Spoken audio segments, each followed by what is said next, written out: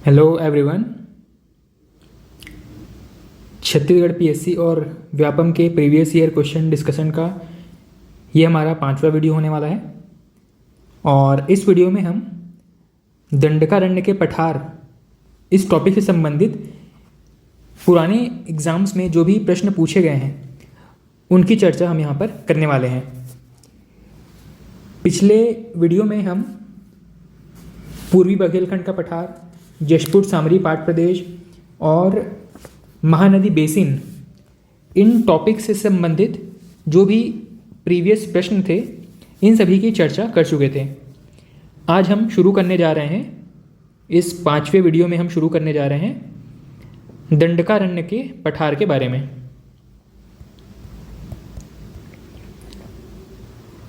दंडकारण्य का पठार, इस टॉपिक पर जो भी महत्वपूर्ण प्रश्न पूछे गए हैं एक एक करके हम इनको देखते चलेंगे। सबसे पहला प्रश्न इस टॉपिक पर पूछा गया है, दंडकारण्य छत्तीसगढ़ के किस दिशा में स्थित है, किस दिशा में इसका विस्तार है। तो आपको पता है दंडकारण्य का जो पठार है छत्तीसगढ़ के दक्षिणी हिस्से में विस्तृत है ना। दंडकारण्य इसका विस्तार किस तरफ है? दक्षिणी छत्तीसगढ़ में। कौन कौन से राज्यों को टच करता है? तो मुख्य रूप से यह जो क्षेत्र है वो छत्तीसगढ़ और प्लस उड़ीसा, इन दोनों में ही मुख्य रूप से इसका विस्तार है। नेक्स्ट प्रश्न इस टॉपिक पर पूछा गया है, दंडकारण्य निम्नलिखित में से किस राज्य में स्थित नहीं है। प्रश्न है दंडकारण्य निम्नलिखित में से किस राज्य में स्थित नहीं है। ऑप्शंस है छत्तीसगढ़, ओडिशा, आंध्र प्रदेश या इनमें से कोई नहीं। तो इसका करेक्ट आंसर है छत्तीसगढ़, ओडिशा और साथ ही दंडकारण्य का पठार आंध्र प्रदेश तक भी फैला हुआ है। आंध्र प्रदेश का उत्तरी क्षेत्र दंडकारण्य पठार का कुछ हिस्सा कवर करता है। ठीक है, तो इस प्रश्न का ऑप्शन हो जाएगा ऑप्शन डी, इनमें से कोई नहीं। नेक्स्ट प्रश्न है, बस्तर उच्च भूमि जिसे डैश डैश नाम से जाना जाता है। ठीक है, बस्तर उच्च भूमि, इसको किस नाम से जाना जाता है? इसे ही तो दंडकारण्य का पठार कहते हैं, है ना। बस्तर क्षेत्र में मुख्य रूप से दंडकारण्य का पठार विस्तृत है, या दंडकारण्य का पठार जो है वो मुख्य रूप से बस्तर संभाग की तरफ विस्तृत है ना। तो बस्तर उच्च भूमि के नाम से किसको जाना जाता है? दंडकारण्य के पठार को किस नाम से जानते हैं? बस्तर उच्च भूमि। नेक्स्ट प्रश्न पूछा गया है, निम्नलिखित में से कौन सा छत्तीसगढ़ से दंडकारण्य पठार का भाग नहीं है। ऑप्शंस हैं कोटरी बेसिन, बस्तर पठार, अबूझमाड़ पहाड़ियाँ या सोन बेसिन। अब आपको सोन नदी के बारे में पता है कि यह उत्तरी छत्तीसगढ़ की तरफ इसका विस्तार है। सोन नदी जो है वो उत्तरी छत्तीसगढ़ की तरफ फैला हुआ। सोन नदी जो है वो गंगा नदी अपवाह तंत्र का हिस्सा बन जाती है आगे चल करके। तो इस प्रश्न का सही आंसर क्या है? सोन नदी जो है वो दंडकारण्य पठार का हिस्सा नहीं है। बाकी के तीनों कोटरी बेसिन, बस्तर पठार और अबूझमाड़ पहाड़ियाँ, इसका मतलब ये है कि बस्तर उच्च भूमि, साथ ही कोटरी बेसिन, कोटरी नदी का जो क्षेत्र है कोटरी बेसिन, और साथ ही अबूझमाड़ पहाड़ियाँ, अबूझमाड़ पहाड़ियाँ नारायणपुर के आसपास का क्षेत्र, ये सभी कुछ दंडकारण्य के पठार का हिस्सा हैं। नेक्स्ट प्रश्न है, रामायण महाकाव्य में वर्तमान छत्तीसगढ़ के किस क्षेत्र का उल्लेख दंडकारण्य और प्राचीन कोसल राज्य के एक भाग के रूप में किया गया है। ऑप्शंस हैं रायपुर, दुर्ग, भिलाई या बस्तर। तो ये तो बड़ा आसान सा प्रश्न है। आंसर क्या है? बस्तर। बस्तर को ही रामायण में दंडकारण्य और दक्षिण प्राचीन कौशल के एक राज्य के रूप में इसका वर्णन किया गया है। नेक्स्ट प्रश्न है, दंडकारण्य के पठार की सबसे अधिक ऊंचाई निम्नलिखित में से कहाँ है? इसका करेक्ट आंसर कौन सा होगा? इसका करेक्ट आंसर हो जाएगा आपका बैलाडीला की पहाड़ियाँ। जो दंडकारण्य का पठार है, छत्तीसगढ़ के भौतिक विभाजन में जो 4 हिस्से हम पढ़ते हैं, कौन कौन से? एक तो है पूर्वी बघेलखंड का पठार। दूसरा हम पढ़ते हैं जशपुर सामरी पाट प्रदेश। तीसरा पढ़ते हैं हम महानदी बेसिन। और चौथा हम पढ़ते हैं दंडकारण्य का पठार। इन सभी की ऊंची चोटियाँ कौन कौन सी हैं, ये आपको ध्यान रखना पड़ेगा, है ना। जब आप पर्वत श्रेणियों के बारे में पढ़ रहे होंगे छत्तीसगढ़ के भूगोल में, वहाँ पे इन चारों भौतिक विभाजन में कौन कौन सी प्रमुख ऊंची चोटियाँ हैं या सर्वोच्च चोटी कौन कौन सी है हर एक विभाजन में, इसके बारे में आपको याद रखना चाहिए। जैसे पूर्वी बघेलखंड का पठार में यहाँ पर सबसे ऊंची चोटी है देवगढ़ की चोटी। जशपुर सामरी पाट प्रदेश में सबसे ऊंची चोटी है गौरलाटा। महानदी बेसिन में सबसे ऊंची चोटी है बदरगढ़। और दक्षिणी दंडकारण्य का जो पठार है, इसमें सबसे ऊंचा चोटी है बैलाडीला। ये चारों अलग अलग विभाजन के हिसाब से हाईएस्ट पीक है। और इन सभी में भी अगर पूछा जाए कि छत्तीसगढ़ की सबसे ऊंची चोटी कौन सी है, तो इसका आंसर हो जाएगा आपका गौरलाटा। ये पूरे छत्तीसगढ़ की हाईएस्ट पीक है, सबसे ऊंची चोटी है। ठीक है, तो नेक्स्ट प्रश्न हमारे जो पूछा गया था, दंडकारण्य के पठार की सबसे अधिक ऊंचाई निम्न में से कहाँ पर स्थित है? इसका करेक्ट आंसर हो जाएगा आपका बैलाडीला पहाड़ी। ठीक है,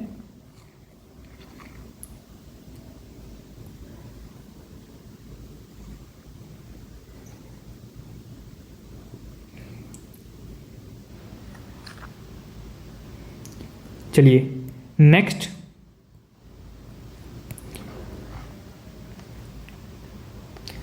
प्रश्न है, बस्तर पठार के निम्नलिखित क्षेत्रों में से सबसे अधिक ऊंचाई किसकी है? इसका करेक्ट आंसर फिर से है बैलाडीला की पहाड़ी। नेक्स्ट प्रश्न है, अलबका पहाड़ी किस जिले में स्थित है? अलबका पहाड़ी बीजापुर में स्थित है, दंडकारण्य के अंदर ही आएगा। अलबका पहाड़ी कहाँ पर है? इसे वन लाइनर फैक्ट के तौर पर याद कर लीजिए, क्योंकि कुछ चीज़ें ऐसी हैं जो कि कोई टीचर आपको क्लास में पढ़ाते हुए हो सकता है उससे मिस हो जाए या ना पढ़ाया हुआ हो। क्योंकि टीचर का पढ़ाया हुआ सब कुछ ही परीक्षा में आ गया, तब तो फिर आप आसानी से पास हो जाएंगे। लेकिन पास हम क्यों नहीं हो पाते? क्योंकि परीक्षा में कुछ ऐसे प्रश्न पूछे जाते हैं जो कि आपने शायद क्लास में नहीं पढ़े हैं या इससे पहले कभी भी उसकी जानकारी नहीं थी, न किताब में उसको लिखा गया है, न तो किसी ने आपको पढ़ाया है। तो वो जो प्रश्न है, अब अगली बार अगर आता है तो आपसे वो गलत नहीं होना चाहिए, तब आपको उसके बारे में पता रहना चाहिए, क्योंकि वो पिछले किसी एग्जाम में आ चुका है। वैसा ही एक प्रश्न है अलबका पहाड़ी के बारे में। अलबका पहाड़ी के बारे में एक बार 2015 में पूछा गया, उसके बाद फिर से 2016 में पूछा गया। इसके पहले ये जो पहाड़ियाँ थी, इनको ज़्यादा कोई पढ़ाया नहीं करते थे। तो अलबका पहाड़ी ये कहाँ पर स्थित है? ये है बीजापुर में। नेक्स्ट प्रश्न है, नडापल्ली गुफा ये भी कहाँ पर है? ये भी बीजापुर में है। नडापल्ली गुफा भी बीजापुर में है। नेक्स्ट प्रश्न है, अलबामा पहाड़ी कहाँ पर स्थित है? ये भी बीजापुर में है। अलबामा पहाड़ी ये भी कहाँ पर है? ये भी बीजापुर में है। नेक्स्ट प्रश्न है, अबुझमाड़ की पहाड़ियाँ कहाँ स्थित है? अबूझमाड़ आपको पता है सर्वाधिक वर्षा वाला क्षेत्र है छत्तीसगढ़ में, यह नारायणपुर में स्थित है। नेक्स्ट प्रश्न है, छत्तीसगढ़ राज्य में सर्वाधिक वर्षा का क्षेत्र कौन सा है? अबूझमाड़ पहाड़ी। दंडकारण्य में ही एक हिस्सा है आपका अबूझमाड़ पहाड़ी। अबूझमाड़, इस साल ये जो अबूझमाड़ है बहुत चर्चा में है, क्योंकि यहाँ के मलखंब के बच्चों ने आपका IGT इंडियाज़ गॉट टैलेंट में प्रथम स्थान प्राप्त किया है। तो अबूझमाड़ पहाड़ी। अबूझमाड़ क्यों फेमस है? सबसे पहली चीज़, ये नारायणपुर में स्थित है। दूसरा चीज़ है सर्वाधिक वर्षा वाला क्षेत्र है, सर्वाधिक वर्षा वाला क्षेत्र है। और तीसरी महत्वपूर्ण जो इस वर्ष करंट अफेयर के हिसाब से महत्वपूर्ण है, मलखंब के लिए, मलखंब के जो बच्चे विजेता रहे हैं वो अबूझमाड़ क्षेत्र से ही संबंधित हैं। ठीक है, तो अबूझमाड़ कहाँ पे है? नारायणपुर में। यह सबसे ज़्यादा वर्षा वाला क्षेत्र है और यहाँ पे अभी जो मलखंब है उसके लिए यहाँ के बच्चे जो हैं वो काफ़ी चर्चित हैं। नेक्स्ट प्रश्न है, अबूझमाड़ पर्वत छत्तीसगढ़ के किस क्षेत्र से संबंधित है? तो यह जो है वो बस्तर संभाग के अंतर्गत आता है, बस्तर से संबंधित है। बस्तर संभाग में नारायणपुर जिला और नारायणपुर जिले में अबूझमाड़। नेक्स्ट प्रश्न है, दरभा घाटी निम्नलिखित में से किस जिले से संबंधित है? दरभा घाटी जो है वो बस्तर में आता है। ठीक है, दरभा घाटी आपका बस्तर में है, जबकि झीरम घाटी जो नक्सल हमला हुआ था जहाँ पे काफ़ी सारे उस समय कांग्रेस के लीडर्स शहीद हुए थे, वो आपका झीरम घाटी सुकमा में है। नेक्स्ट प्रश्न है, दंडकारण्य योजना कार्यान्वित की गई है। दंडकारण्य योजना किस चीज़ के लिए कार्यान्वित की गई है? इसका करेक्ट आंसर है पूर्वी पाकिस्तान के विस्थापितों को बसाने के लिए। पूर्वी पाकिस्तान कहने का मतलब है आपका जो बांग्लादेश है, वर्तमान जो बांग्लादेश है, उनको विस्थापित करके कि कौन से क्षेत्र में बसाने का प्रोग्राम शुरू किया गया था। इन्हें 1972 में दंडकारण्य वाले क्षेत्र में बसाने के लिए एक प्रयास शुरू किया गया था। ठीक है, पूर्वी पाकिस्तान या बांग्लादेश के शरणार्थियों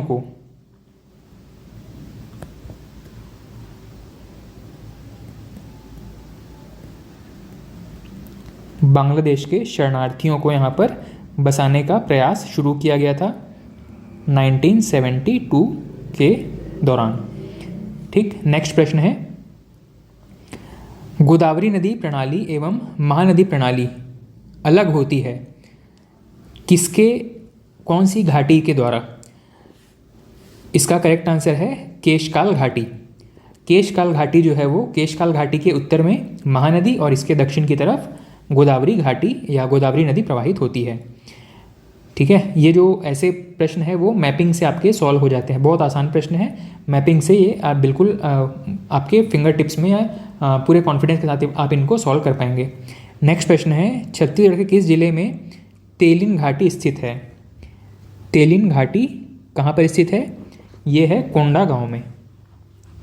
तेलिन घाटी कहाँ पर है? कोंडागांव में। तेलिन घाटी ये कहाँ पे है? कोंडागांव में। नेक्स्ट प्रश्न है, केशकाल घाट या तेलिन घाट किन दो भौतिक क्षेत्रों के बीच सीमा बनाता है? इसका करेक्ट आंसर है छत्तीसगढ़ बेसिन और बस्तर पठार। ये जो ऐसे प्रश्न है ना जो मैपिंग के हिसाब से आपसे पूछे जा रहे हैं, इसमें आपको लोकेशन बस आपके दिमाग में रहना चाहिए, अदरवाइज ऐसे प्रश्नों का रटा रटाया आंसर नहीं हो सकता है।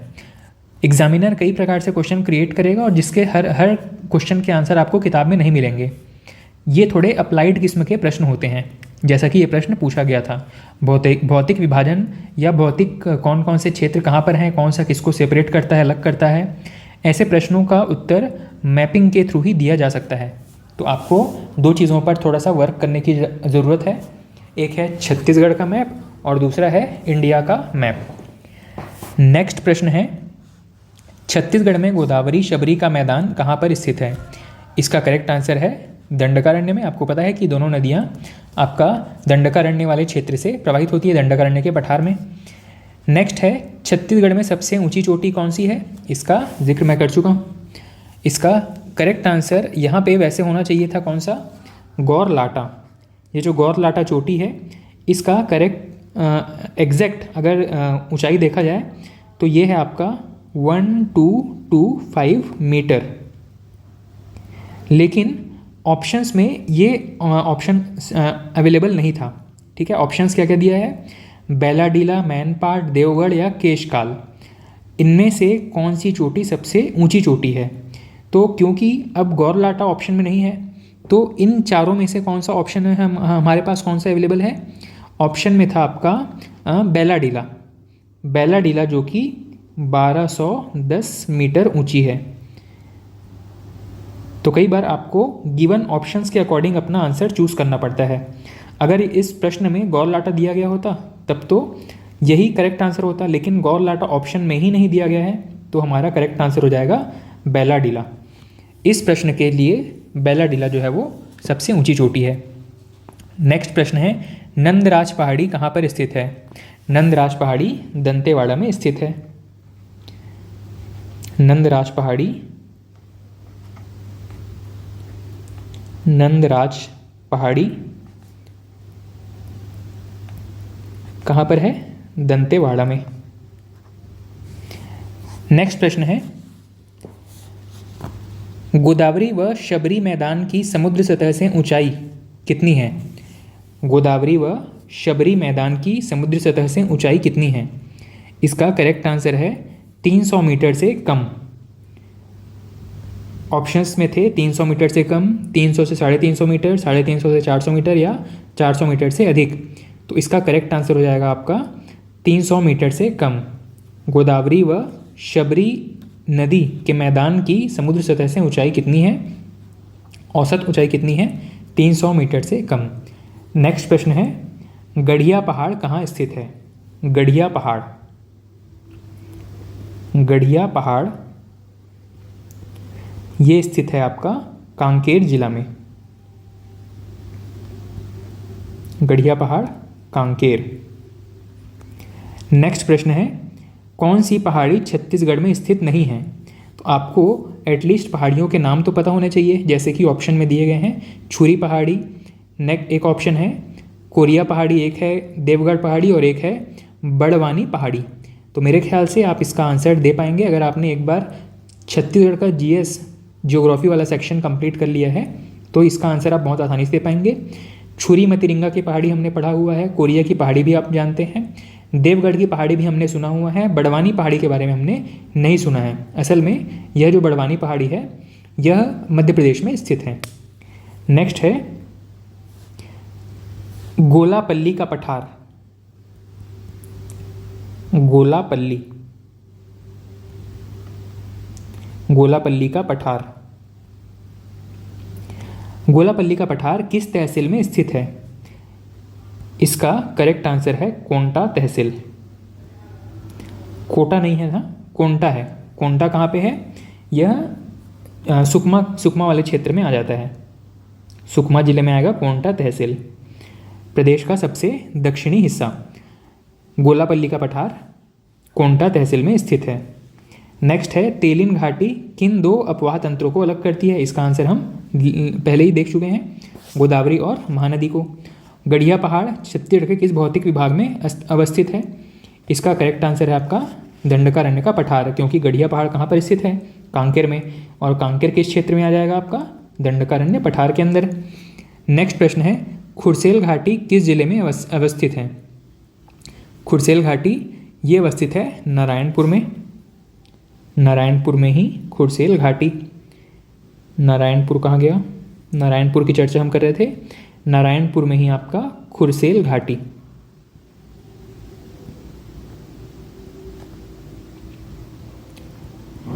नारायणपुर में है खुरसेल घाटी। खुरसेल घाटी नारायणपुर जिले में अवस्थित है और यहाँ पे बेस्ट क्वालिटी की सागौन प्राप्त होती है। ठीक है, सर्वोत्तम सागौन, बेस्ट किस्म की सागौन प्राप्त होती है खुरसेल घाटी में। ठीक है, तो ये कुछ ऐसे प्रश्न थे जो कि दंडकारण्य पठार से संबंधित थे। नेक्स्ट हम देखते हैं इन्हीं टॉपिक्स के कुछ मिसलिनियस क्वेश्चंस हैं, इनको देख लेते हैं। एक प्रश्न पूछा गया है, मल्टीपल स्टेटमेंट्स वाला एक प्रश्न है। पहला स्टेटमेंट है, उत्तरी छत्तीसगढ़ में बघेलखंड पठार का पूर्वी भाग स्थित है। स्टेटमेंट्स को ध्यान से सुनिएगा। प्रश्न पूछा है, उत्तरी छत्तीसगढ़ में बघेलखंड पठार का पूर्वी भाग स्थित है। नेक्स्ट प्रश्न है, नेक्स्ट ऑप्शन है, दक्षिणी छत्तीसगढ़ दंडकारण्य पठार के नाम से जाना जाता है। ये ठीक है, ये दोनों ही ठीक थे। पहला स्टेटमेंट भी ठीक था, दूसरा स्टेटमेंट भी ठीक है। तीसरा स्टेटमेंट है, छत्तीसगढ़ का मध्य भाग छोटा नागपुर पठार से घिरा हुआ है। अब ये जो तीसरा स्टेटमेंट है ये गलत है। छोटा नागपुर का पठार जो है वो छत्तीसगढ़ के उत्तरी हिस्से में फैला हुआ है, झारखंड तक फैला हुआ है। ठीक है, तो ऐसे स्टेटमेंट वाले प्रश्न पूछे जाएंगे जहाँ पे स्टेटमेंट्स का कॉम्बिनेशन आपसे पूछेगा कि केवल एक सही है, एक या एक और दो सही हैं, केवल एक या तीन सही हैं। इस तरीके के ऑप्शंस बनाएंगे और आपको उन ऑप्शंस में से स्टेटमेंट के अकॉर्डिंग चूज करना पड़ेगा।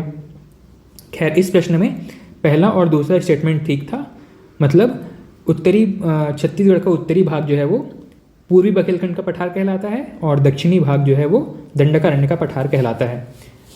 नेक्स्ट प्रश्न है, नेक्स्ट प्रश्न एक मैच द फॉलोइंग टाइप का प्रश्न है, जहां पे आपको पहाड़ियों का नाम मैच द फॉलोइंग पूछा है। मैच द फॉलोइंग, जहां पे एक तरफ आपको पहाड़ियों के नाम और दूसरी तरफ आपको दिया गया है संबंधित जिले का नाम। तो ऐसे प्रश्नों में जनरली आपको पता है कि आप अगर इनमें से एक या दो करेक्ट आंसर आपको याद हैं तो आप बाकी को तो मैच द फॉलोइंग आसानी से कर लेंगे। ठीक है, कि कॉम्बिनेशन के हिसाब से खोज करके, जैसे कि एक आपको इसमें दिया गया है बैलाडीला, तो आपको पता है कि बैलाडीला कहाँ पे है। बैलाडीला कहाँ पर है, चार ऑप्शन देख लीजिएगा, कोरबा, नारायणपुर, दंतेवाड़ा या सरगुजा। तो बैलाडीला आपको पता है कि ये दंतेवाड़ा में स्थित है। बैलाडीला कहाँ है, दंतेवाड़ा में। अगला पूछा गया है देवगढ़ पहाड़ी। देवगढ़ पहाड़ी कहाँ पे है, तो देवगढ़ आपको पता है कोरिया, या अभी वर्तमान की स्थिति में देखें तो कोरिया और आपका एमसीबी में फैला हुआ है।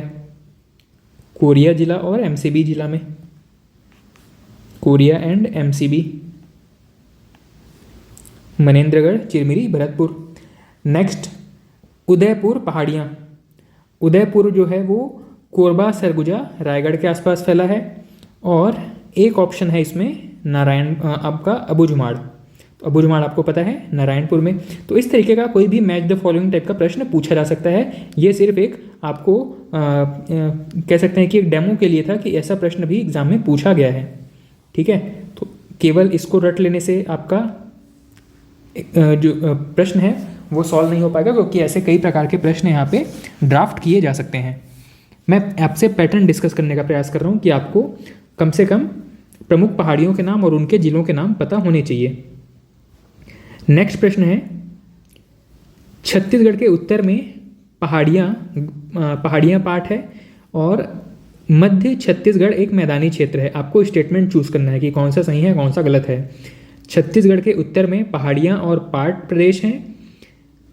सेकंड है मध्य छत्तीसगढ़ एक मैदानी भाग है। थर्ड है दक्षिण छत्तीसगढ़ को इंद्रावती बेसिन कहा जाता है। तो ये तीनों ही ऑप्शन करेक्ट हैं। वैसे अगर देखा जाए तो दक्षिण छत्तीसगढ़ को दंडकारण्य का पठार कहा जाता है, लेकिन इसी क्षेत्र में क्योंकि इंद्रावती नदी बहती है, इसीलिए इसको इंद्रावती बेसिन भी कहा जाता है। तो आपको कई चीज़ें जो है वो लॉजिक से अप्लाई करनी पड़ेंगी। रटा रटाया फैक्ट आपको एग्ज़ाम में आ जाए ऐसा बिल्कुल ज़रूरी नहीं है। नेक्स्ट प्रश्न है, एक मैच द फॉलोइंग है फिर से, जहाँ पे आपको प्रमुख पहाड़ियाँ या पठार दिया गया है और मैच आपको उस जगह का नाम बताना है, ज़िले का नाम बताना है। तो मेरा ख्याल है कि आप ऐसे सभी क्वेश्चन के लिए तैयार रहेंगे, क्योंकि आपको थ्योरी पढ़ते समय ध्यान रखना पड़ेगा कि ऐसे प्रश्न जो है वो पूछे जा सकते हैं। तो प्रमुख पहाड़ियाँ, प्रमुख पठार, प्रमुख नदियाँ और उनके ज़िले, ये तो आप तैयार करके ही जाएंगे। नेक्स्ट प्रश्न है, ऐसे कई सारे प्रश्न पूछे गए हैं जो कि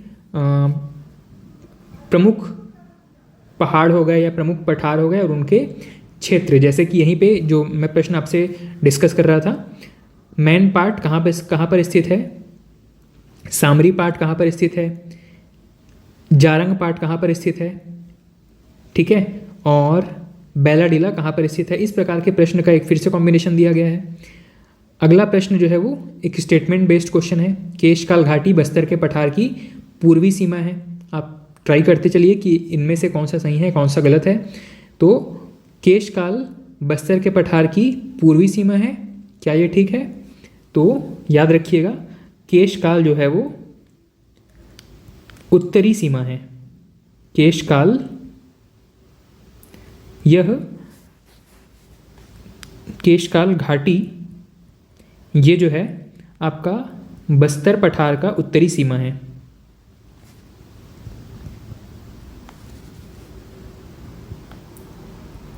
इसका उत्तरी सीमा बनाता है केशकाल घाटी। अगला स्टेटमेंट है, छोटा नागपुर का पठार, इसका पश्चिमी भाग छत्तीसगढ़ की उत्तर पूर्वी सीमा है। अब इसको थोड़ा सा मैपिंग से देख लीजिए तो अब बेहतर समझ पाएंगे। एक बेसिक सा छत्तीसगढ़ अगर हम ड्रॉ करें इस तरीके से, तो स्टेटमेंट दिया गया है छोटा नागपुर का पठार। अब आपको ये पता होना चाहिए कि छोटा नागपुर का पठार छत्तीसगढ़ के किस दिशा में है। तो छोटा नागपुर का पठार जनरली हम जानते हैं कि ये जो एरिया है बिहार और आपका झारखंड वाला एरिया, इसको हम छोटा नागपुर का पठार कहते हैं। तो स्टेटमेंट को ध्यान से सुनिएगा और इसका डायरेक्शन यहाँ पे मैच कीजिएगा। छोटा नागपुर का पठार, इसका पश्चिमी भाग, छोटा नागपुर पठार का पश्चिमी भाग छत्तीसगढ़ की उत्तर पूर्वी सीमा बनाता है। तो छत्तीसगढ़ का ये रहा डायरेक्शन के हिसाब से, पूर्व, पश्चिम, उत्तर और दक्षिण। तो ये कौन सा डायरेक्शन बना रहा है यहाँ पे? उत्तर पूर्वी सीमा। तो ये स्टेटमेंट बिल्कुल ठीक है। छोटा नागपुर का पठार, इसका पश्चिमी भाग, छोटा नागपुर का पठार का पश्चिमी भाग छत्तीसगढ़ की उत्तर पूर्वी सीमा बनाता है। तो ये स्टेटमेंट भी ठीक है। नेक्स्ट ऑप्शन है, महानदी बेसिन का आकार पंखे की तरह है। तो ये चीज़ आपको, आप जब आप नदी टॉपिक पढ़ रहे होंगे किसी भी किताब में, तो वहाँ पर ये स्टेटमेंट क्लियर लिखा होता है कि आपका महानदी बेसिन यह एक पंखे की आकृति का है। ठीक है, अब ये क्यों है, कैसे है, वो आप एक बार थोड़ा मैप में देखेंगे, इसका स्ट्रक्चर देखेंगे तो समझ में आ जाएगा। बस ये चीज़ याद रखना है, महानदी बेसिन का आकार पंखे की तरह है। ठीक है, तो अब इस प्रश्न में आपका जो पहला स्टेटमेंट था, केशकाल घाटी बस्तर के पठार की पूर्वी सीमा बनाता है, लेकिन एक्चुअल में यह उत्तरी सीमा बनाता है। मतलब पहला स्टेटमेंट गलत है, बाकी के दोनों स्टेटमेंट ठीक हैं। इसी तरीके के स्टेटमेंट बेस्ड क्वेश्चन आपको दो तरीक़ों से याद रखने पड़ेंगे। पहला चीज़ तो है, एक बार बेसिक कॉन्सेप्ट आपको पढ़ा हुआ होना चाहिए। दूसरा चीज़ है मैप, एक बेसिक कॉन्सेप्ट, एक थ्योरेटिकल नॉलेज, और मैप में कहाँ कहाँ कौन सी चीज़ अवेलेबल है उसका एक एग्जैक्ट लोकेशन, एग्जैक्ट न सही फिर भी एक रफ लोकेशन। ठीक है, तो थ्योरी प्लस मैपिंग, ये दोनों चीज़ें करके आपके बहुत सारे ऐसे प्रश्न जो कि स्टेटमेंट बेस्ड होते हैं वो आसानी से क्लियर हो सकते हैं। नेक्स्ट एक प्रश्न पूछा गया है जिसमें आपको रॉन्ग ऑप्शन चूज़ करना है, मतलब इनमें से कौन सा ऑप्शन गलत है। पहला ऑप्शन दिया गया है, महानदी का कछारी भाग उच्च भाग, कछारी भाग का यह उच्च भाग स्थल पर है। स्टेटमेंट थोड़ा सा कंफ्यूजिंग है, पर स्टेटमेंट की लाइनें ऐसी लिखी हुई है, महानदी का कछारी भाग उच्च भाग स्थल पर है। नेक्स्ट, जशपुर सामरी पाट प्रदेश सबसे छोटा प्राकृतिक प्रदेश है। तीसरा है बस्तर के पठार का निर्माण ग्रेनाइट आर्कियन से हुआ है। और तीसरा है, लास्ट है, महानदी बेसिन छत्तीसगढ़ के लगभग आधे भाग में फैला हुआ है। ठीक है, तो इन चार ऑप्शंस में से जो रॉन्ग ऑप्शन है वो है आपका महानदी का कछारी भाग उच्च भाग स्थल पर है, ये गलत है। बाकी के तीनों ऑप्शन करेक्ट हैं। ठीक है, तो इस तरीके से आपका जो प्राकृतिक विभाजन वाला टॉपिक था ये कंप्लीट होता है। और इसके बाद हम नेक्स्ट मूव करने वाले हैं छत्तीसगढ़ में मिट्टी सॉइल्स वाले टॉपिक की तरफ। ठीक है, तो नेक्स्ट हम देखते हैं छत्तीसगढ़ की मिट्टियों के बारे में, इनमें से कौन कौन से प्रश्न पूछे गए हैं। छत्तीसगढ़ की मिट्टियाँ,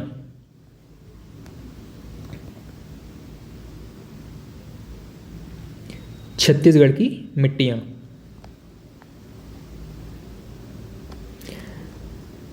अब इसमें आपको पता है छत्तीसगढ़ में कौन कौन से प्रकार की मिट्टियाँ पाई जाती हैं।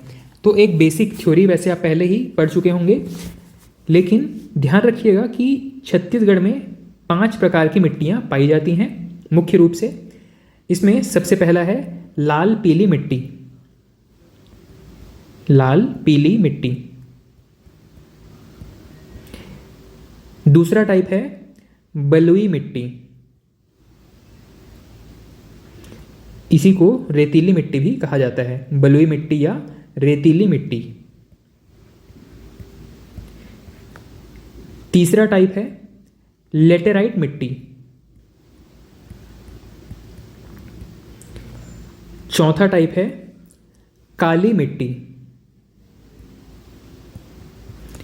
और लास्ट है लाल दोमट मिट्टी, या इसी को दोमट मिट्टी के नाम से भी जाना जाता है। किताबों में जनरली यह लाल दोमट के नाम से मिलता है। तो ये 5 मुख्य रूप से छत्तीसगढ़ में फैली हुई मिट्टियाँ हैं। ठीक, लाल पीली मिट्टी, बलुई मिट्टी, लेटेराइट मिट्टी, काली मिट्टी और लाल दोमट मिट्टी। बलुई मिट्टी को ही रेतीली मिट्टी भी कहा जाता है। ठीक, अब इनमें किस प्रकार के प्रश्न पूछे गए हैं, तो सबसे पहला ही प्रश्न पूछा गया है छत्तीसगढ़ में मुख्य रूप से कितने प्रकार की मिट्टी पाई जाती है। तो इसका ऑप्शन, इसके जो आंसर हैं आपको केवल इसी एक स्ट्रक्चर के अंदर प्राप्त हो रहे होंगे। बहुत सारे प्रश्नों के उत्तर आपको इसी स्ट्रक्चर में प्राप्त हो रहे होंगे। ठीक है, तो छत्तीसगढ़ में 5 प्रकार की मिट्टी पाई जाती है। कौन कौन से हैं ये आप देख सकते हो यहाँ पे। नेक्स्ट प्रश्न है डोरसा, मटासी या कन्हार, ये सभी शब्द किससे संबंधित हैं। तो ये सभी शब्द मिट्टी से संबंधित हैं। ये तो बेसिक, मतलब एक ऊपर से भी आप पढ़े रहेंगे तो भी आप ये बता पाएंगे कि मटासी और कन्हार, जनरली हम सभी जो ग्रामीण पृष्ठभूमि से आने वाले लोग हैं उन सभी ने मटासी और कन्हार मिट्टी के बारे में तो जनरली सुना होता है। ठीक है, अपने घर में बड़े बुजुर्गों से हमने सुना है कि उनका जो खेत है वो किस प्रकार का मिट्टी है वहाँ पे। तो मटासी मिट्टी है या कन्हार मिट्टी है या भाठा मिट्टी है, इस तरीके के शब्द गाँव में बड़े सुनने को मिलते हैं। ठीक, तो ये जो शब्द हैं वो मिट्टी से संबंधित हैं। अब नेक्स्ट प्रश्न पूछा गया है लाल पीली मिट्टी हेतु कौन सा स्थानीय नाम प्रयुक्त किया जाता है। अब याद रखेंगे कि ये जितने भी प्रकार के हम मिट्टी देख रहे हैं इनमें से कुछ मिट्टी ऐसे हैं जिनको कि विशेष लोकल लैंग्वेज में कुछ विशेष नाम से जाना जाता है। अब इनमें एक एक के बारे में अलग अलग समय पर प्रश्न पूछा गया है, तो सभी के हम लोकल नाम जान लेते हैं। जैसे लेटेराइट मिट्टी, लेटेराइट मिट्टी को कहा जाता है भाठा मिट्टी, इसका स्थानीय नाम क्या है, भाठा मिट्टी। अगला है आपका लाल पीली मिट्टी, लाल पीली मिट्टी को ही मटासी मिट्टी भी कहा जाता है, लोकल नाम इसका मटासी मिट्टी है। इसके अलावा जो काली मिट्टी है इसको कन्हार के नाम से जाना जाता है, कन्हार मिट्टी।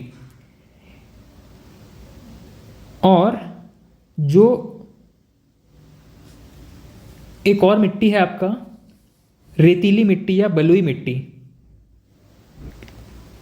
इसे ही टिकरा मिट्टी के नाम से भी जानते हैं। बलुई या रेतीली मिट्टी को ही टिकरा मिट्टी के नाम से भी जाना जाता है। इसके अलावा जो लाल दोमट मिट्टी है इसके लिए कोई विशेष लोकल शब्द यहाँ पर प्रचलित नहीं है। ठीक, तो लाल पीली मिट्टी को मटासी कहते हैं, बलुई मिट्टी को टिकरा भी कहते हैं, लेटेराइट को भाटा मिट्टी के नाम से जानते हैं, काली मिट्टी को कन्हार के नाम से जाना जाता है। इसके अलावा एक और चीज़ ध्यान रखिएगा कि ये जो मटासी मिट्टी और कन्हार मिट्टी है, ठीक है, इसे याद रखिएगा एक एक्स्ट्रा फैक्ट के तौर पे। मटासी और कन्हार इनका जो मिश्रण है इसे डोरसा मिट्टी के नाम से जाना जाता है। मटासी और कन्हार का जो मिश्रण है इसे डोरसा मिट्टी के नाम से जाना जाता है। ठीक, तो ये कुछ मिट्टियां हैं जिनके लोकल नाम इस प्रकार से रखे गए हैं। लाल पीली मिट्टी को मटासी, बलुई मिट्टी को रेतीली मिट्टी या टिकरा मिट्टी कहते हैं, लेटेराइट को भाटा, काली मिट्टी को कन्हार और लाल दोमट के लिए कोई विशेष शब्द नहीं मिला है। मटासी कन्हार का मिश्रण डोरसा के नाम से जाना जाता है। ठीक, अगला प्रश्न पूछा गया है, अच्छा इसमें जो प्रश्न पूछा गया था लाल पीली मिट्टी हेतु स्थानीय नाम कौन सा है, तो स्थानीय नाम आपको पता है मटासी मिट्टी। नेक्स्ट प्रश्न है मटासी मिट्टी का स्थानीय नाम क्या है, इसके लिए लाल पीली मिट्टी यूज़ करते हैं। ठीक है, मटासी मिट्टी को ही लाल पीली कहते हैं या लाल पीली को मटासी कहते हैं, ऐसे ही प्रश्न घुमा घुमा के बार बार पूछा गया है। नेक्स्ट है लाल पीली का स्थानीय नाम कौन सा है, तो मटासी। ये जो प्रश्न है अब इसको रिपीट करने से कोई मतलब नहीं, लगभग 5-6 बार यही प्रश्न बार बार पूछे गए हैं। नेक्स्ट प्रश्न पूछा गया है मिट्टी की उपलब्धता के बारे में, कौन सी मिट्टी कितने मात्रा में पाया जाता है छत्तीसगढ़ में। तो याद रखिएगा कि लाल पीली मिट्टी जो है वो छत्तीसगढ़ में सबसे ज़्यादा पाया जाता है, लगभग 50 से 55% पाया जाता है छत्तीसगढ़ में, 50 to 55%। मिट्टियों की दृष्टिकोण से देखें तो कुल मिट्टियों में 50 से 55% हिस्सा आपका लाल पीली या मटासी मिट्टी का है। ठीक है, तो सर्वाधिक मात्रा में कौन सी मिट्टी पाई जाती है, आपका लाल पीली मिट्टी या मटासी मिट्टी। नेक्स्ट प्रश्न है छत्तीसगढ़ की लाल पीली मिट्टियाँ किस चट्टानों से विकसित हुई है, तो इसका करेक्ट आंसर है आपका ग्रेनाइट चट्टानों से। ग्रेनाइट के अवक्षेपण से या ग्रेनाइट के टूट फूट होने से आपका लाल पीली मिट्टियों का निर्माण हुआ है। ठीक है, तो इसका निर्माण लाल पीली मिट्टी का निर्माण किससे हुआ है, ग्रेनाइट से हुआ है, ग्रेनाइट से हुआ है। ठीक है, चट्टानों के टूट फूट से और उनके क्षरण से लाल पीली मिट्टी का निर्माण हुआ है। नेक्स्ट प्रश्न है बस्तर के ढालों पर पाई जाने वाली मिट्टी को किस नाम से जाना जाता है, तो बस्तर के ढलान पर पाई जाने वाली मिट्टियाँ जनरली रेतीली किस्म की होती हैं और इन्हें टिकरा मिट्टी के नाम से जाना जाता है। बस्तर के ढलानों पर पाई जाती है, बस्तर के ढलानों में पाई जाती है। ठीक है, कौन सी, टिकरा मिट्टी या आपका रेतीली मिट्टी या इसको बलुई मिट्टी के नाम से जाना जाता है। अगर कहीं पे आपको लाल रेतीली मिले तो भी इसी की ही चर्चा हो रही है, रेतीली मिट्टी के बारे में ही चर्चा हो रही है। नेक्स्ट प्रश्न है छत्तीसगढ़ की किस मिट्टी को टिकरा मिट्टी के नाम से जाना जाता है, तो रेतीली मिट्टी को टिकरा मिट्टी के नाम से जाना जाता है। नेक्स्ट प्रश्न है छत्तीसगढ़ में लाल दोमट मिट्टी का विस्तार कहाँ तक है या किस क्षेत्र में है, तो लाल दोमट मिट्टी का विस्तार आपका सुकमा दंतेवाड़ा क्षेत्र में है, सुकमा एंड दंतेवाड़ा इस क्षेत्र में फैला हुआ है आपका लाल दोमट मिट्टी। नेक्स्ट प्रश्न है छत्तीसगढ़ में निम्नलिखित में से किस मिट्टी को कन्हार के नाम से जाना जाता है, तो पता है आपको काली मिट्टी को ही कन्हार कहते हैं। अगला प्रश्न है किस मिट्टी को रेगूर मिट्टी कहा जाता है, किस मिट्टी को रेगूर कहा जाता है, तो याद रखिएगा काली मिट्टी के लिए ही कन्हार या रेगूर शब्द प्रयोग किया गया है।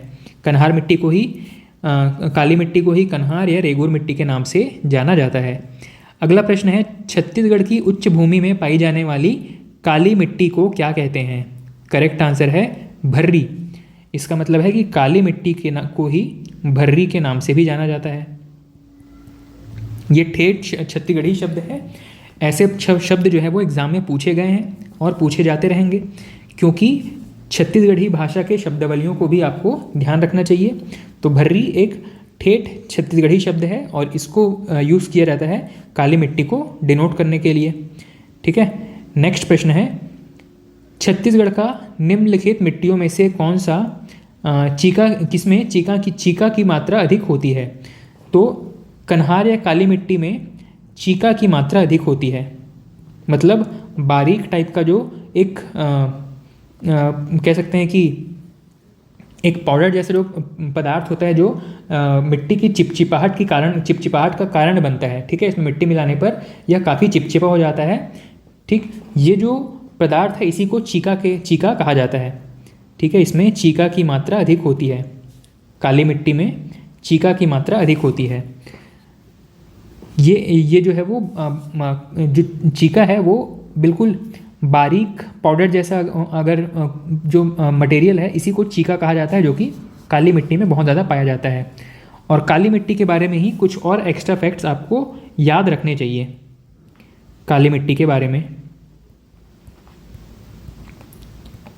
काली मिट्टी के बारे में सबसे पहली चीज़ है, इसमें जल धारण क्षमता अधिक होती है। ठीक है, क्योंकि इसमें जल का रिसाव बहुत कम होता है। काली मिट्टी में ऐसा नहीं है कि आप जो जल इसमें मान लो एक थैले में आप काली मिट्टी ले करके उसमें 1 गिलास पानी डाल देंगे तो पूरा का पूरा पानी जो है वो नीचे बह करके उस थैले से बाहर निकल जाएगा, ऐसा नहीं होगा। जबकि अगर एक थैले में आप रेत लेंगे उसमें पानी डालेंगे तो रिस कर वो पूरा पानी जो है वो बाहर चला जाएगा। इसका मतलब है कि काली मिट्टी की जल धारण क्षमता अच्छी होती है। तो यहाँ पर जल धारण क्षमता अधिक होती है, जल धारण क्षमता अधिक होती है काली मिट्टी में, और इसमें रिसाव कम होता है, रिसाव कम होता है। ठीक है, इसी वजह से इसमें चीका या क्ले का निर्माण ज़्यादा होने लगता है। ठीक है, इसमें चीका या क्ले की मात्रा अधिक होती है और इसी वजह से ये जो मिट्टी है वो गीला होने पर चिपचिपा होना शुरू हो जाता है। ठीक, नेक्स्ट प्रश्न है, लेटेराइट मिट्टी का संबंध किससे है? लेटेराइट मिट्टी का संबंध है आपका भाठा मिट्टी से। नेक्स्ट प्रश्न है, लेटराइजेशन का संबंध किससे है? लेटराइजेशन क्या होता है? अब ये जो शब्द है लेटेराइट ये एक प्रक्रिया के थ्रू बना है, इसीलिए इसको लेटेराइट कहा जाता है। इस प्रक्रिया का नाम है लेटराइजेशन। लेटेराइजेशन। अब ये लेटराइजेशन का मतलब क्या है? लेटराइजेशन का मतलब होता है प्रक्षालन, और प्रक्षालन का सीधा सा मतलब कह सकते हैं आप धुलना। जैसे कपड़े की धुलाई होती है वैसी मिट्टी की धुलाई हो जाती है। मतलब अगर कोई ऐसा क्षेत्र जहाँ पर बहुत ज़्यादा वर्षा वाला क्षेत्र है वहाँ पे मिट्टी का जो उपजाऊ परत है वो धुल करके बह जाता है और वहाँ पे जो कंकड़ पत्थर बचते हैं ऐसे क्षेत्र को कहा जाता है लेटेराइट मिट्टी। ठीक है, और इस पूरी प्रक्रिया को, मिट्टी के धुलने की जो पूरी प्रक्रिया है इसी को लेटराइजेशन कहा जाता है। तो प्रश्न पूछा गया है कि लेटराइजेशन का संबंध किससे है? तो इसका संबंध मिट्टी से है। ठीक, नेक्स्ट प्रश्न पूछा गया है मैच द फॉलोइंग के रूप में, और मैच द फॉलोइंग कंप्लीट करने के लिए ये जितना भी आप यहाँ पर पढ़े हैं बस इतना सा इन्फॉर्मेशन आपके लिए सफिशिएंट हो जाएगा। ठीक, मैच द फॉलोइंग में पूछा गया है कि भाठा मिट्टी किसको कहा जाता है, लेटराइट मिट्टी किसको कहा जाता है, मटासी किसको कहते हैं, कन्हार किसको कहते हैं, और वहाँ पर उनके जो नाम हैं उनमें आपको लोकल नाम दे दिया गया है और जो एकेडमिक नाम है वो यहाँ पे पूछा गया है मैच द फॉलोइंग करने के लिए। ठीक है, चलिए नेक्स्ट प्रश्न पूछा गया है छत्तीसगढ़ की मिट्टी का प्रकार और उसका गुण बताना है आपको। तो इसमें एक प्रश्न पूछा गया है कि मटासी मिट्टी किस प्रकार की होती है? तो मटासी मिट्टी काले रंग की होती है। भाठा मिट्टी किस प्रकार का होता है? तो भाठा मिट्टी मुरुम टाइप का होता है, छोटे कंकड़ पत्थरों से युक्त होता है। अगला है कन्हार मिट्टी किस प्रकार का होता है? तो कन्हार मिट्टी आपको पता है काली मिट्टी को ही कन्हार कहते हैं। नेक्स्ट मटासी मिट्टी, मटासी मिट्टी किस प्रकार की होती है? तो यह लाल पीले प्रकार की होती है। भाटा मिट्टी यह जो है वो जैविक पदार्थों से मुक्त हो जाती है, क्योंकि इसमें जो सारे पदार्थ हैं वो धुल करके बाहर चले जाते हैं। इसके अलावा भाटा मिट्टी का निर्माण जो है वो लीचिंग के वजह से होता है। लीचिंग या निक्षालन या इसको लेटराइजेशन भी कहा जाता है। ठीक है, तो अब जितने प्रश्न हैं वो इसी कॉन्सेप्ट पर रिपीट हो रहे हैं। ये जितना कॉन्सेप्ट हमने पढ़ा है इसी से रिपीट होने वाले प्रश्नों को बार बार अलग अलग वर्ड्स में पूछा गया है। मैं प्रश्न एक बार फिर भी पढ़ देता हूँ, आपको आंसर इसी एक पैराग्राफ के अंदर मिल जाएंगे। अगला प्रश्न पूछा है, बस्तर में मिलने वाली मिट्टियों का क्रम बताइए। ठीक, अब ये जो क्रम है ये प्रश्न एक ही बार पूछा गया है और जनरली ये जो प्रश्न है वो कभी रिपीट नहीं हुआ है।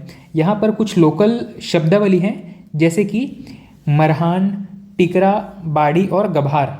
मैं ये शब्द यहाँ पर लिख देता हूँ। बस्तर में मिलने वाली, ये प्रश्न हमसे गलत नहीं होनी चाहिए अगर फ्यूचर में रिपीट होता है तो। बस्तर में मिलने वाली मिट्टियों का क्रम उत्तर से दक्षिण की तरफ, नॉर्थ से साउथ इसको अगर अरेंज करेंगे तो सबसे ऊपर में मिलता है मरहान, और दक्षिण की तरफ चलेंगे तो मिट्टी मिलती है, इसका नाम है टिकरा, और दक्षिण में चलेंगे तो वहाँ पे मिट्टी का नाम है बाड़ी, और दक्षिण में चलेंगे तो वहाँ पे पाई जाने वाली मिट्टी का नाम है गभार। ठीक है, तो ये है बस्तर में मिलने वाली मिट्टियों का क्रम उत्तर से दक्षिण की तरफ, मरहान, टिकरा, बाड़ी और गभार। अब ये भी प्रश्न पूछ सकता है कि मरहान, टिकरा, बाड़ी और गभार ये किनसे संबंधित है। ये मिट्टियों में पाई जाने बस्तर में पाई जाने वाली मिट्टियाँ हैं, तो इनका संबंध मिट्टियों से है। ठीक, इसी प्रकार से सरगुजा में भी मिट्टियाँ पाई जाती हैं। सरगुजा में जो मिट्टियाँ हैं उनका भी एक क्रम यहाँ पर दिया गया है। सरगुजा में यही जो मिट्टियाँ हैं, सरगुजा में नॉर्थ से साउथ की तरफ अगर इसको जमाएं, नॉर्थ से साउथ की तरफ, तो वहाँ पर इन मिट्टियों का नाम है सबसे पहले टिकरा। सरगुजा में सबसे नॉर्थ में पाई जाने वाली मिट्टियाँ हैं टिकरा, इसके बाद में छावर, इसके बाद में है गाद, और लास्ट में है बाहरा। अब ये ऐसी शब्दावली है जो कि सामान्य तौर पे किताबों में नहीं मिलती है, क्लास में भी जनरली इस पर डिस्कशन नहीं होता है, लेकिन प्रश्न क्योंकि परीक्षा का मतलब है कि दूसरे की इच्छा, परीक्षा आपको शिक्षक जो एग्जामिनर है किस प्रकार की चीज़ें पूछना चाह रहा है उसके लिए आप 100% तैयार नहीं हो सकते हैं। तो ये ऐसा ही टॉपिक है जिसके लिए किसी प्रकार की तैयारी न तो की जा सकती है न तो विशेष तैयारी करने की आवश्यकता है, क्योंकि अगर ये एक ठीक ठाक तैयारी करे हुए उम्मीदवार से नहीं बन रहा है तो मान के चलिए ये ज़्यादातर लोग इसको या तो नहीं बनाएंगे या तो जो इसको टच कर रहे हैं वो जनरली इसको गलत करके आएंगे। ठीक है, तो क्योंकि अब ये प्रीवियस ईयर क्वेश्चन है तो हमको कम से कम इसका आंसर रटा हुआ होना चाहिए। अगर ऐसा कुछ उटपटांग प्रश्न आता है और नहीं बना पाते हैं तो उसके लिए हमको कम से कम दुख नहीं रहेगा। नेक्स्ट प्रश्न है, बस्तर के ढलानों में सामान्यतः किस प्रकार की मिट्टी पाई जाती है। तो इसका आंसर देख चुके हैं, टिकरा मिट्टी पाई जाती है। भारत में मिट्टी की समस्या नहीं है, इनमें से कौन सी भारत में मिट्टी की समस्या नहीं है। तो ऑप्शन दिया गया है भूमि का अपरदन, क्षारीय भूमि, बंजर भूमि और जल शक्ति। अब इन ऑप्शंस में से कोई भी ऐसा प्रॉब्लम नहीं है जो कि भारत में मिट्टी की समस्या के रूप में आपका नहीं है। ठीक है, मतलब ये सभी जो है वो मिट्टी की समस्या से संबंधित हैं।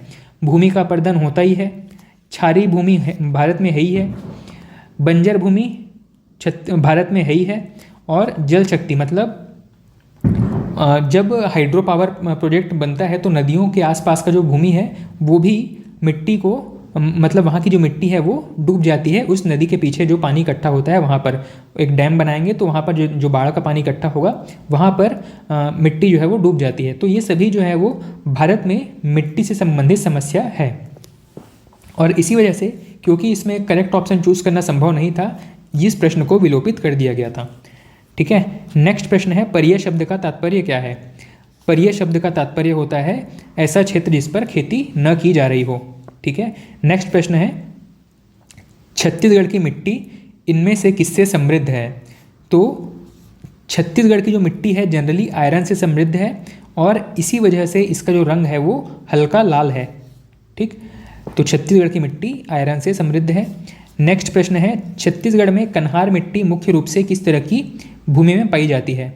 कन्हार मिट्टी किस प्रकार की भूमि में पाई जाती है? इसका करेक्ट आंसर है मैदानी या घाटी वाले क्षेत्र में। मैदानी और घाटी क्षेत्र में कन्हार मिट्टी पाई जाती है। अगला प्रश्न है, छत्तीसगढ़ में सर्वाधिक कृषि व्याप्त क्षेत्र में कौन से प्रकार की मिट्टी पाई जाती है? इसका करेक्ट आपका ऑप्शन हो जाएगा, जो गिवन क्वेश्चन है सिर्फ उसी के लिए अगर बात करें तो यहाँ पे मिट्टियों का साइंटिफिक नाम पूछ लिया गया है, और ये जो मिट्टियों का साइंटिफिक नाम है इसमें एक है अल्फीसॉल। अल्फीसॉल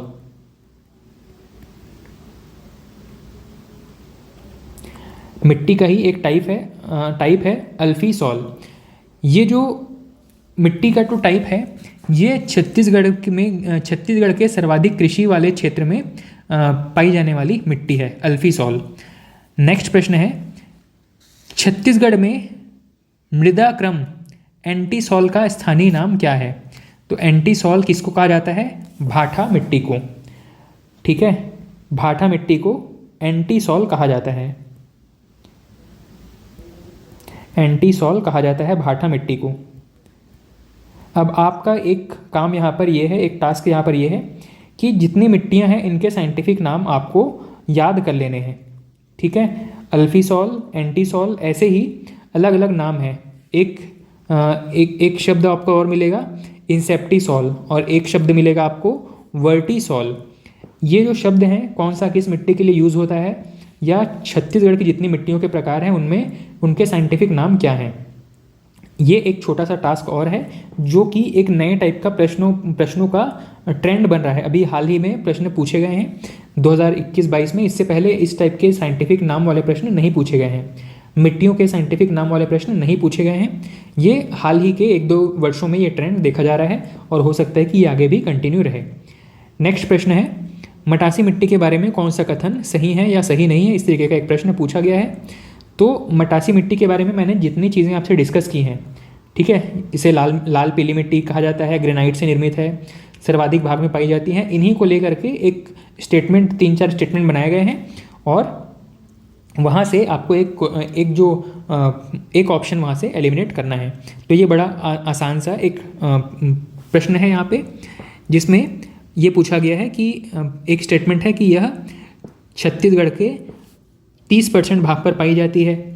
तो यही ऑप्शन यहाँ पर गलत है, क्योंकि ये छत्तीसगढ़ के लगभग 50 से 55% भाग पर पाई जाती है। बाकी की चीज़ें आपको पता ही है, यह ग्रेनाइट से निर्मित है, सबसे ज़्यादा भाग में पाई जाती है, इसे मटासी भी कहते हैं, लाल पीली मिट्टी कहते हैं। ठीक है, नेक्स्ट प्रश्न है मैच द फॉलोइंग के रूप में। मैच द फॉलोइंग में ये बताया गया है कि कौन सी मिट्टी किस तरीके की फसल के लिए उपयोगी है। तो आपको पता है कि कुछ मिट्टी ऐसी है जिसमें कि धान की फसल अच्छी होती है, कुछ मिट्टी ऐसी है जहाँ पे कपास अच्छा होगा, कुछ ऐसा है जहाँ पे गेहूँ या गन्ना अच्छा होगा, कोई ऐसा जगह है जहाँ पे चाय या फिर बागबानी फसल अच्छे तरीके से होंगे। तो उसी को ही यहाँ पे याद रखना है। एक छोटा सा लिस्ट मैं आपको यहाँ पर बता देता हूँ इस टॉपिक के लिए कि आपको क्या क्या चीज़ें तैयार करनी है। आपको तैयार करना है मिट्टी, प्रमुख मिट्टी और उनमें होने वाली प्रमुख फसल, कौन सी मिट्टी किस फसल के लिए उपयोगी है, इसका एक शीट आपको प्रिपेयर कर लेना है, जिसमें सबसे पहला है आपका लाल पीली मिट्टी। लाल पीली मिट्टी छत्तीसगढ़ में धान के लिए उपयोगी है।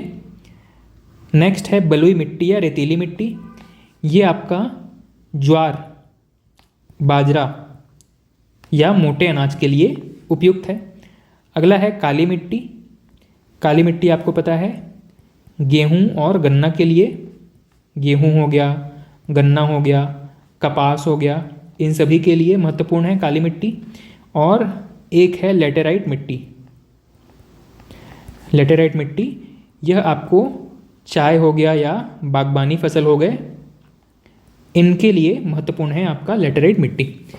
ठीक, तो मिट्टियों में किस प्रकार के प्रश्न पूछे गए हैं और किस डेप्थ तक आपको मिट्टी वाला टॉपिक प्रिपेयर करना है, इसका एक ब्रीफ मैंने आपसे चर्चा कर लिया है। छत्तीसगढ़ के हिस्ट्री में जितने भी प्रश्न पूछे गए हैं अभी तक, छत्तीसगढ़ में होने वाले प्रमुख परीक्षाओं में जितने प्रश्न पूछे गए हैं मिट्टी वाले टॉपिक से, ये सभी कुछ हम कवर कर चुके हैं। इससे ज़्यादा डिटेल में, इससे ज़्यादा वेरिएशन में कभी प्रश्न पूछे नहीं गए हैं। तो आप केवल अपना दायरा इस रेंज में सीमित रखेंगे तो आगामी परीक्षाओं में भी आपके मिट्टी वाले टॉपिक से प्रश्न गलत नहीं होंगे। ठीक है, तो आज के वीडियो में इतना ही। Thank you.